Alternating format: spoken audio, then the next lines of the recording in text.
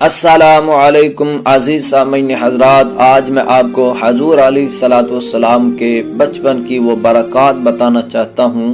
اگر سنو گے تو ایمان میں تازگی پیدا ہو جائے گی اور اس کا امتی ہونے میں فخر کرنے لگ جاؤ گے اور اپنی زبان سے الحمدللہ کہیے بغیر نہیں رہ پاؤ گے۔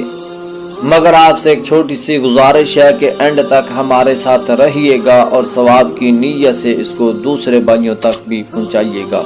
بسم اللہ الرحمن الرحیم۔ عزیز سامعین حضرات، حضور علیہ السلام ابھی دنیا میں پیدا نہیں ہوئے تھے، شکم مادری میں تھے۔ اماں آمنہ کہتی ہیں کہ مجھ پر کسی قسم کا بوجھ نہیں تھا جس طرح عام عورتوں کو محسوس ہوتا ہے۔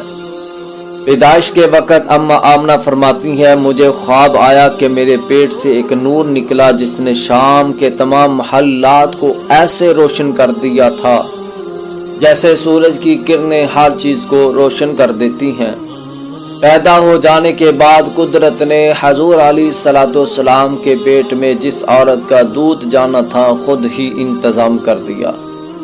بنو سعد قبیلے کی عورتیں بچہ حاصل کرنے کے لیے مکہ آئیں تو ان میں سے حلیمہ سعدیہ بھی موجود تھی۔ اس کی سواری بہت زیادہ لاغر کمزور تھی کیونکہ اس وقت بنو سعد قبیلہ میں بہت زبردست قحط سالی آن پڑی تھی۔ انسانوں اور جانوروں کے لیے کھانے کے لیے کچھ بھی باقی نہ رہا۔ آہستہ آہستہ یہ بھی مکہ میں پہنچ گئے۔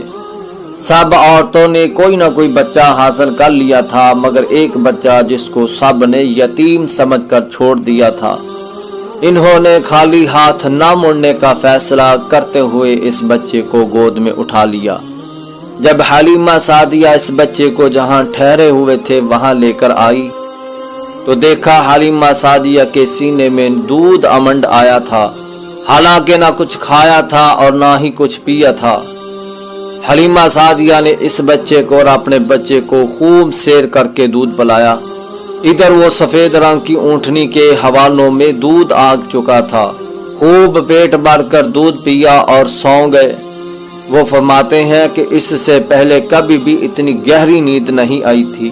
جب یہ اپنے قبیلے کی طرف آنے کے لیے اس اونٹنی پر بیٹھے تو اونٹنی اتنی تیز دوڑی کہ سب عورتوں کو پیچھے چھوڑ دیا۔ سب عورتیں حیران ہو گئی اور پوچھا، یہ وہی اونٹنی ہے؟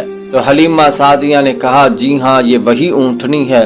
انہوں نے پوچھا، اتنی تیز کیسے ہو گئی؟ تو حلیمہ نے اس بچے کی طرف دیکھا اور کہا، جس بچے کو تم یتیم سمجھ کر چھوڑ آئی تھی میں نے اس کو دل کا حکیم سمجھ کر اٹھا لیا، اسی وجہ سے یہ اونٹنی بہادر ہو چکی ہے۔